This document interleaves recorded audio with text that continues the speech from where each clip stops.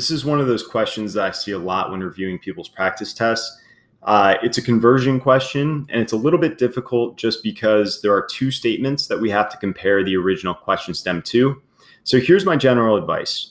If you have a situation like this where you have to convert the question stem itself or the two available statements, convert the question stem itself to look like the statements and not vice versa.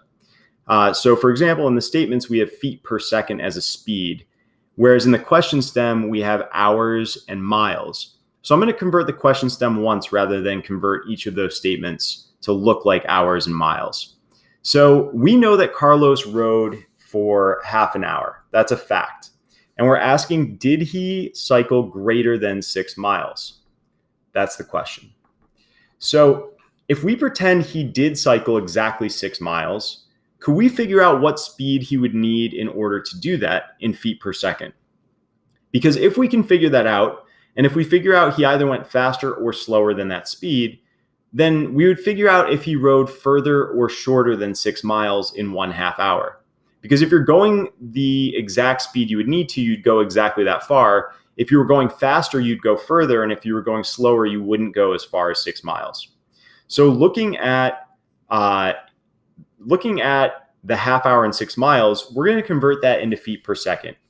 And in conversion, I want to always break it up into individual fractions. My goal is to get seconds on the bottom. I currently have hours, so I'm going to convert hours to minutes so that the hour unit will cancel. And then I'm going to convert minutes to seconds so that the minutes unit cancels. Now I need to convert miles to feet.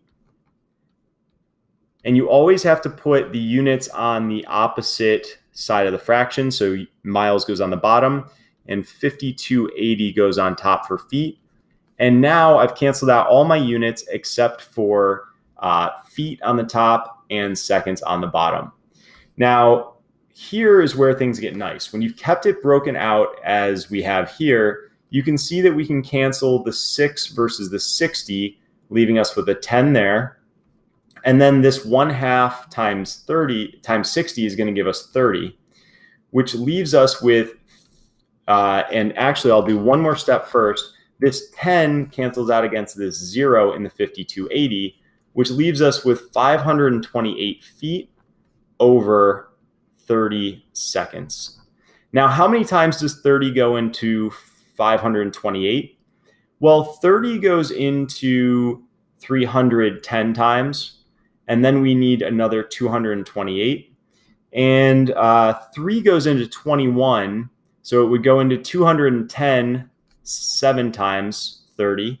And that would leave us with 18 left over. And 30 doesn't go into 18.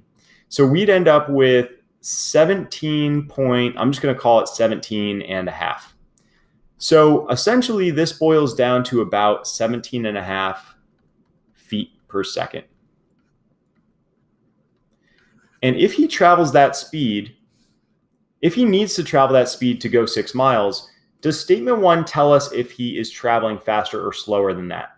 Well, it doesn't, because in statement 1, he could be traveling 16.1 or 17.6 feet per second, which means we don't know which side of 17 and a half he is actually traveling at. So we don't know if he's traveling faster or slower than the speed that he would require to travel at or be required to travel at in order for him to go exactly 6 miles.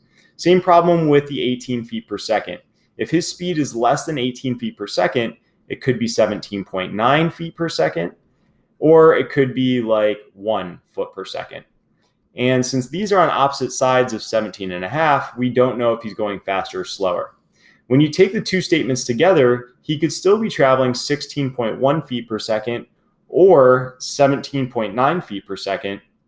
And so I don't know if he's traveling faster or slower, and that makes both statements even together insufficient, which is answer choice E.